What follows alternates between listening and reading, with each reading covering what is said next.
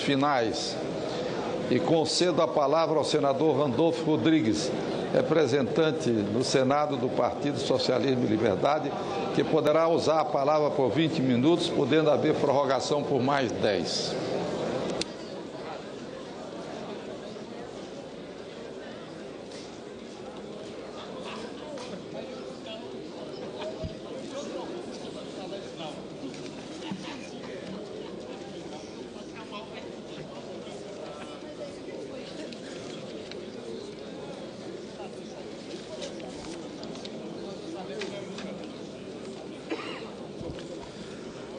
Senhor presidente, senhoras senadoras, senhores senadores, senador Demóstenes Torres, douta defesa, senadores Humberto Costa, Pedro Taques, relatores deste processo, respectivamente no Conselho de Ética e na Comissão de Constituição e Justiça. Quero também iniciar a sustentação oral da acusação contra o senador Demóstenes Torres, saudando aqui presente no plenário do Senado o presidente do meu partido, o deputado federal Ivan Valente, coordenador da Frente Parlamentar pelo Voto Aberto. Da mesma forma, saudar meu querido líder do Partido Socialismo e Liberdade no Congresso Nacional, deputado Chico Alencar. É em nome desses valorosos parlamentares que aqui estou representando o Partido Socialismo e Liberdade, e em nome deles que saúdo todos aqueles que têm sido vigilantes na preservação do decoro parlamentar no Congresso Nacional. A eminente defesa fez chegar a cada um de nós, no dia de ontem, um memorial da defesa de Sua Excelência, senador Demóstenes Torres. A douta defesa inicia esse memorial fazendo duas citações, de Martin Luther King e de Fernando Pessoa.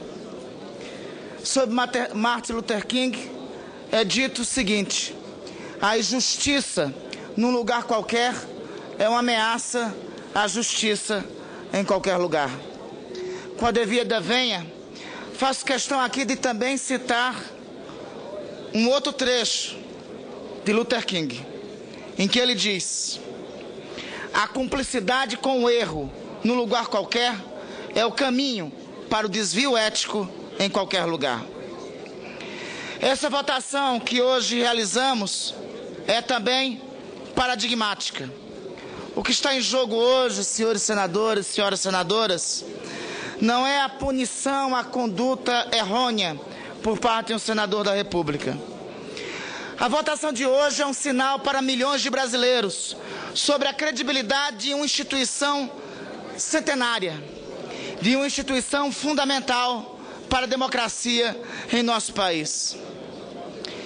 E por falar em instituição centenária, faz bem nesse momento citar um dos mais eminentes poetas da história de nosso país, ainda no tempo de colônia, mas que a sua poesia inspira em nós atitudes republicanas. Dizia no século XVII o padre Antônio Vieira, quando recorria a Sêneca para lembrar a cada um de nós: se o rei da Macedônia ou qualquer outro fizer o que faz o ladrão e o pirata, o ladrão, o pirata e o rei, todos têm o mesmo lugar e merecem o mesmo nome. Isso é dito recorrendo a Sêneca pelo padre Antônio Vieira para destacar o papel, a importância, a necessidade do homem público. O que se exige de nós, homens da República, homens que têm a função da preservação da coisa pública, é mais do que se exige do cidadão. O decoro, a ética parlamentar em relação a nós é mais exigido. Porque, em relação a nós, vale a velha máxima: nós não podemos se conformar com a palavra que que cumpre o papel de convencer. Nós temos que ser exemplo e fazer exemplo. Reiterando, é o exemplo que arrasta, a palavra apenas convence. Os fatos que ensejam o julgamento dessa manhã são, na verdade, a demonstração de que o Estado brasileiro muitas vezes é capturado pelo cumpliciamento da atuação em função de interesses privados, quando deveria ser a defesa da coisa pública. Após a deflagração da Operação Monte Carlo pela Polícia Federal e a prisão do contraventor Carlos Augusto Ramos em 29 de fevereiro de 2012, começaram a ser veiculados na imprensa uma série de matérias que davam conta da existência de uma relação estreita entre o senador Demóstenes Torres e a organização criminosa desbaratada naquele momento pelos heróicos integrantes da Polícia Federal e do Ministério Público Federal. É a eles, pessoas de bem, decentes, honestas, pessoas que honram as instituições republicanas, os integrantes da Polícia Federal e os honrados membros do Ministério Público Federal. Alguns deles, como a doutora Leia, procuradora da República, tal qual o senador Pedro Tax, relator que foi aqui na Comissão de Constituição e Justiça, que tem sido ameaçado no exercício de suas funções pelos integrantes dessa organização criminosa.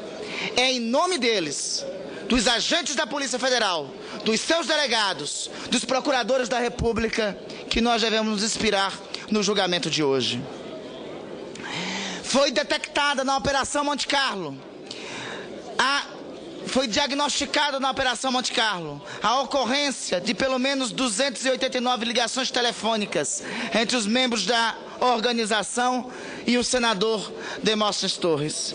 Diante dessa conjuntura desfavorável, o senador veio até a tribuna e aqui expressou: o contato pessoal, ainda que frequente, não significa participação em seus afazeres ocultos, muito menos aprová-los quando eles vierem à luz. Nesta casa, sempre me opus ao jogo, votando contra todas as iniciativas de legalizá-lo. Portanto, atuei às claras no combate às causas costumeiramente tratadas nos subterrâneos. Apesar do relacionamento de amizade, nunca tive negócios com o senhor Carlos Cachoeira, disse assim o senador nesta tribuna, e foi sendo aparteado pela ampla maioria dos membros do Senado Federal. Diante dessa conduta e da aparente posição do senador em favor da ética e da probidade da administração pública, como já disse, vários de nós o apartearam. Os fatos que se seguiram foi mostrado e demonstrado que estávamos diante de um caso típico de ídolo de pés de barros. Nos dias que seguiram ao referido pronunciamento, vieram à tona o teor de gravações e ligações telefônicas mantidas entre o contraventor Carlos Cachoeira e o senador Demóstenes Torres, que revelaram, no nosso entender, na compreensão do Partido Socialismo e de Liberdade, na compreensão que foi reafirmada pelos relatores e pelos membros do Conselho de Ética e da Comissão de Constituição e Justiça, a atuação na prática de um braço político da organização do senhor Carlos Cachoeira. O pessoal, então, diante dos graves e notórios acontecimentos que ensejavam o envolvimento de um dos membros do Congresso Nacional, de um dos membros do Senado Federal, cumpriu o seu dever de representar aqui ao Conselho de Ética dessa Casa. É necessário aqui que se faça uma consideração que deveria já ser de conhecimento de todos os parlamentares, mas que ainda assim o representado aqui alega como tese de defesa, que é a argumentação da inércia da representação. A representação, ora, não equivale a uma denúncia do Ministério Público na ação penal privada. A representação é, além disso, e a sua natureza jurídica instada aqui no Senado Federal, é analógica ao processo penal à situação de notícias crimes. Não deve a representação ser apresentada apenas quando o legitimado possua toda a base probatória, mas sim quando pairarem razoáveis suspeitas de indícios da prática de conduta que configure quebra do decoro parlamentar, ou ainda de conduta incompatível com o decoro. Lembremos aqui, nós não estamos falando da atuação do cidadão comum, que, em razão desses, até pode ser argumentado o princípio do artigo 5º da presunção da inocência. Embora a presunção de inocência exista, e mesmo em relação ao agente público, é bom e é claro que se diga que nós estamos falando aqui de república, de homem republicano, de homens que estão a serviço da república, a serviço da coisa pública. República não é simplesmente o contrário de monarquia. República é o regime da coisa pública, é o regime do bem comum. Ser republicano exige muito de nós, exige o sacerdócio da entrega à coisa pública. República exige de nós ser, em especial, intensamente ético. Decoro parlamentar, conduta moral, não é um alerta. Conduta moral, decoro parlamentar, não é um favor que fazemos à sociedade. Conduta moral, decoro parlamentar, é o dever ser do parlamentar. É o comportamento exigido de quem se dispõe à função republicana. Por isso que este princípio é, em relação a nós, muito mais exigido do que em relação a qualquer outro cidadão. É devido à exigência dos deveres da coisa pública que nós temos que ter uma atuação pautada, em especial, por esses princípios. O exercício da coisa pública exige de nós o sacerdócio do cumprimento do dever para qual fomos designados, conforme preceitua o parágrafo único do artigo 1º da nossa Constituição, pela soberana vontade popular. Infere-se assim, não só a aptidão da representação proposta pelo PSOL, como a necessidade da mesma para o acesso às provas constantes do inquérito 3430, em curso e em trâmite no Supremo Tribunal Federal. Se não tivesse a representação, não teríamos tido acesso ao trâmite deste inquérito. O Conselho de Ética apreciou essa representação, a Comissão de Constituição e Justiça o fez com zelo, com devoção, arguindo pela sua constitucionalidade e argumentando pela sua aptidão. Quero aqui apresentar os motivos pelos quais, no dia de hoje, em função do cumprimento da função republicana, em decorrência do cumprimento da função republicana, nós pedimos aqui a cassação do mandato do senador Demóstenes Torres. Primeiro, o representado mentiu para os seus pares e para os cidadãos brasileiros. Houve evidente quebra de decoro parlamentar por abuso das prerrogativas asseguradas a membro do Congresso Nacional na forma estabelecida na Constituição Federal em seu artigo 55, parágrafo 1º. Consubstancia-se esse abuso de prerrogativa no momento em que o representado sobe à tribuna, sobe ao sagrado lugar da tribuna do Senado Federal para destilar mentiras, ludibriando os senadores e o povo que o representam. É uma tentativa vã de esconder, sob o manto da presunção de inocência, a prerrogativa, sob o manto da presunção da inocência. A presunção da inocência, que, reitero, para os parlamentares, para os homens públicos, deve ser relativizado. A prerrogativa que nós temos da inviolabilidade por suas palavras e votos, estabelecidos pelo Constituinte no artigo 53 da Constituição, não se presta para a perfídia. A perfídia, o agente político que exagera no exercício dessa prerrogativa, age fora dos liames do interesse público, abusa do poder que lhe foi conferido, abusa da prerrogativa da inviolabilidade em conduta flagrantemente incompatível com o decoro parlamentar. O representado foi membro da CPI dos bingos, tinha conhecimento de quem era o senhor Carlos Cachoeira, tinha conhecimento de que ele estava em curso naquela comissão parlamentar de inquérito e do indiciamento que ocorreu sobre esse senhor por formação de quadrilha e corrupção. Segundo, o representado atuou em favor dos interesses da organização criminosa. Como foi bem relatado pelo senador Humberto Costa, a atuação do representado no Senado Federal servia a um outro senhor, que não o povo do seu estado, que não o povo brasileiro. As provas colacionadas nos autos do processo ético-disciplinar nos dá a convicção de que a CPI dos bingos, a participação do representado se prestava claramente a atender os anseios do senhor Carlos Cachoeira. Para entender a forma de atuação do representado em favor do contraventor Carlos Cachoeira, é preciso relembrar o contexto que culminou com a instalação da CPI dos bingos.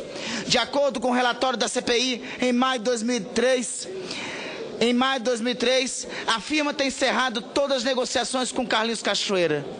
Curiosamente, no dia 22 de maio de 2003, é lido em plenário do Senado um requerimento do representado, um requerimento de informações ao ministro da Fazenda, solicitando os seguintes documentos: cópia autenticada do contrato assinado entre a Caixa Econômica Federal e a GTEC do Brasil, edital de concorrência que amparou tal contratação, aditivos contratuais assinados. Na justificativa, o representado não aponta qualquer indício de irregularidade, apenas expressando que seria de bom alvitre que o Senado Federal recebesse cópia autenticada dos documentos solicitados. A utilização do expediente de requerimento de informações a Ministério é prerrogativa exclusiva de membros do Congresso Nacional. Utilizá-lo em flagrante desvio de finalidade pública revela mais uma vez o abuso das prerrogativas asseguradas pela Constituição aos parlamentares. A defesa dos interesses do contraventor Carlos Cachoeira fica também evidente em pronunciamento realizado em 18 de julho de 2003, cujo excerto foi reproduzido no relatório preliminar do relator senador Humberto Costa. Em tal pronunciamento, o representado aduz: acredito que uma maneira de obter os recursos suficientes para a instituição da escola em tempo integral é a legalização de todas as modalidades de jogos de azar. Eu, particularmente, sou avesso a tal conduta. Não me agrada o ambiente dos cassinos, mas tenho de reconhecer que é uma tremenda hipocrisia que domina o tratamento que se dá à matéria no Brasil. Verifica-se, senhor presidente, senhoras senadoras, senhores senadores, verifica-se hoje ser totalmente diferente a posição do representado e verifica-se a quais interesses a ele estava servido. 3. O representado colocou seu mandato parlamentar a serviço dos interesses comerciais e políticos da organização criminosa. Com relação ao envolvimento do representado com o esquema de lavagem de dinheiro de Carlos Cachoeira, o relator aponta em seu parecer que a instrução probatória carreou a esses autos um grande número de evidências das ações do senador Demóstenes Torres em favor direto dos interesses comerciais de Carlinhos Cachoeira, extraindo-se questões relacionadas a outros aspectos do entrosamento entre o representado e Cachoeira, as quais dizem respeito às suas gestões junto ao STJ, ao Tribunal de Justiça de Goiás, ao Ministério Público Estadual. Sua Excelência lidou com o interesse do empresário Cachoeira em diversos órgãos e entidades. Assim o fez na Anvisa, no DNPM, no IBRAM do Distrito Federal, no IBAMA, no DENIT, na Infraero, na Receita Federal, no Ministério da Educação, no Governo de Goiás, na Prefeitura de Goiânia. De fato, e conforme apontado no parecer, é evidente a atuação do senador junto ao lado do senhor Carlos Cachoeira. 4. O representado colocou seu mandato parlamentar a serviço da logística de proteção da ação criminosa do senhor Carlos Augusto de Almeida Ramos. As gravações, interceptações feitas pela Polícia Federal, e é bom que aqui se diga, interceptações feitas pela Polícia Federal ao senhor Carlos Cachoeira. A coincidência impôs que um daqueles agentes públicos que mais dialogavam com o senhor Carlos Cachoeira fosse o representado nessa ação. As gravações mostram o representado alertando o contraventor sobre uma blitz da Polícia Federal destinada à apreensão de máquinas caça-níqueis em Goiás. Tal procedimento revela, lamentavelmente, por si só, a atuação do representado para proteger o esquema de contravenção e, mais uma vez, colocando em risco a vida de agentes públicos, de agentes da Polícia Federal. Pergunto ao senhor presidente, solicita a Vossa Excelência a utilização dos 10 minutos excedentes. Obrigado, senhor presidente. As gravações, então, demonstram o que é cabal. A relação, o cumpliciamento, atuação em favor dos interesses do contraventor Carlos Cachoeira. Aqui foi dito que esse procedimento, que o representado em um de seus diálogos tentava jogar, abre aspas, jogar verde em relação ao contraventor. É de frágil sustentação essa argumentação, pois ele sempre afirmou anteriormente que desconhecia as atividades do seu Carlos Cachoeira. Essa desconfiança seria então assim, gratuita? E o que dizer da afirmação do representado ao senhor Carlos Cachoeira de que a origem da informação provinha, abre aspas, de sempre? Tal afirmação revela que houve outras informações prestadas pelo representado ao contraventor. Outras gravações implicam o representado nessa logística de proteção ao esquema de contravenção de Carlos Cachoeira, como episódio envolvendo o delegado de Polícia Civil Aredes Correia. Mas diante de tantas evidências, torna-se pouco o tempo para debruçarmos sobre todas. Por fim, o representado obteve da organização criminosa vantagens indevidas. Este ponto fica patente. O próprio representado, no memorial entregue a cada um de nós pela douta defesa, aqui diz: pode-se até entender que um senador da República não possa receber um rádio emprestado de um amigo, mas caçar um parlamentar em razão desse fato? Será que seria proporcional? Ocorre, com a devida vênia à defesa, não é este o único fato. Este é um dos fatos, e é um dos fatos que não podem ser relativizados. A nenhum membro do Senado Federal, da Câmara dos Deputados, a nenhum agente público, membro dos ministérios de autarquias, ao presidente da República, a nenhum agente público cabe receber favores, seja R$1, seja 1 centavo que quer, de qualquer agente privado. Quanto mais quando esse favor é claramente uma ação de um contraventor conhecido de todos. Quanto mais quando esse favor é claramente prestado por um agente de uma organização criminosa. No Conselho de Ética, o representado afirmou: R$40, R$50, isso, me desculpe, só se isso que custou. Ora, tratava-se claramente de um aparelho celular presenteado ao representado e depois esse aparelho celular com as contas pagas pelo chefe de uma organização criminosa. Tratava-se claramente da utilização desse aparelho celular dentre os membros integrantes dessa organização criminosa. Como se não bastasse o peso, a gravidade dessas acusações, nós não estamos falando do valor. A conduta não se mede pelo valor, seja R$50, seja 1 centavo. Seja uma conta milionária, seja uma conta miserável.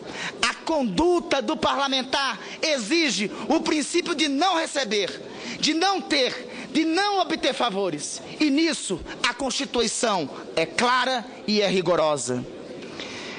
O princípio da significância, com a devida vênia, não cabe para esse contexto, em função e em razão do que aqui expus, em função e em razão do que aqui apresentei. Para nós, homens públicos, se exige muito mais. Por fim, a prova de nomeação de servidores pelo representado a pedido do senhor Carlos Cachoeira. Isso fica patente também nas gravações telefônicas, quando o representado termina advertindo o contraventor. Então, para evitar problema no futuro, a gente volta a resolver isso. Aí, falou? Dando a entender que, passado um tempo, voltaria a ser nomeado o assessor fantasma, a assessora fantasma, dita por ele próprio, que havia sido indicada pelo senhor Carlos Cachoeira. Por fim, o representado aparece claramente como sócio oculto dos negócios da organização criminosa, especialmente da empresa Delta Construções. Em determinada época de 2011, as relações entre a organização criminosa e a empresa Delta e o governador Marconi Perillo estavam estremecidas. O motivo desse desentendimento momentâneo foi a divisão da gerência de uma obra viária no entorno de Brasília. O senhor Carlos Augusto Ramos, solicita ao representado que este comunique ao governador de Goiás sobre sua insatisfação e mais, que avise ao gestor goiano que o diretor do Detran, senhor Edivaldo Cardoso, deverá pedir demissão. Tal determinação do chefe da organização é seguida à risca rigorosamente e, lamentavelmente, eu repito, pelo senador. O diálogo consta nos autos do processo, o diálogo consta já retratado no parecer do eminente senador Humberto Costa. O diálogo claramente demonstra o nível de relação entre Carlos Cachoeira e o representado. Em um outro diálogo entre Carlos Cachoeira e Cláudio Abreu, este último faz uma revelação muito relevante para entender a postura tão diligente do representado. Em determinado trecho, Cláudio afirma que alguém revelou, em dada reunião de empreiteiras no entorno, o que não deveria. Diz Cláudio, que não podia ter falado o nome do Demóstenes. Ele falou o nome do Demóstenes na reunião. Então nós estávamos falando que o dono do negócio é um sócio oculto. Aí foi e falou que era o Demóstenes, o dono do negócio. Isso é dito pelo senhor Cláudio Abreu. Pelos elementos dos autos, não há dúvida, podemos inferir que o representado não mantinha com o senhor Carlos Cachoeira apenas relações pessoais. Tinha, sim, relações de cumplicidade, de atuação em defesa dos interesses da organização criminosa. Muitas são as provas que cabalmente demonstram a prática não só de uma, mas de várias condutas incompatíveis com o decoro parlamentar, perpetradas pelo representado. Razão pelo qual não resta outra consequência, senão a aplicação aqui da pena máxima a quem descumpre com a ética e com o decoro parlamentar. Em seguidos pronunciamentos aqui, o representado apelou para a sensibilidade dos seus pares. Aqui foi pedido, inclusive, perdão sobre os seus atos, sobre o seu comportamento e sobre a sua postura. Mas no memorial de defesa, ele diz que não cometeu nenhum tipo de crime, que crimes não ocorreram. Ora, nos ensina a Bíblia, não existe perdão para quem não manifesta real, sincera e verdadeira conversão. Aliás, perdão é algo que só pode ser concedido por Deus. A nós aqui não se trata de exercício de perdão. A nós, homens públicos, a nós, membros da mais alta casa legislativa desse país, se trata de cumprir com o nosso dever quando é chamado. O povo brasileiro, o povo dos nossos estados, nos encaminhou para cá, para cumprir um serviço. Este é o momento em que esse serviço deve ser cumprido com dedicação e sem medo. Recorro novamente ao padre Antônio Vieira. Personalidade, esta sim, talvez mais habilitada a conceder perdões. Diz padre Antônio Vieira. Mas o que vemos praticar em todos os reinos do mundo é tanto pelo contrário que, em vez de os reis levarem consigo os ladrões ao paraíso, os ladrões são os que levam consigo os reis ao inferno. Nada mais apropriado para esse momento e para essa circunstância. Afirmou ainda o padre Antônio Vieira que mesmo os reis e os representantes do reino, como nós parlamentares, devem ser obrigados à restituição como os ladrões, e que pecam tanto mais gravemente que os mesmos ladrões, quanto é mais perigoso e mais comum o dano com que ofende a justiça pública de que eles estão postos como defensores. Senhor presidente, senhoras senadores, senhores senadores, não basta, na manhã, tarde de hoje, nós responsabilizarmos o pecador. Temos que também encontrar as causas do pecado. Esta casa já fez a primeira parte do seu dever, acabando com o voto secreto. Espero que a atuação dos nossos parlamentares, como o deputado Ivan Valente, à frente da frente parlamentar, pelo fim do voto secreto na Câmara, faça que a Câmara, o quanto antes, também assim o proceda. Que esta seja a última votação no Congresso Nacional sob a égide do voto secreto. Que aqui nós simplesmente cumpramos com o nosso dever. Por isso que pedimos a cassação do mandato.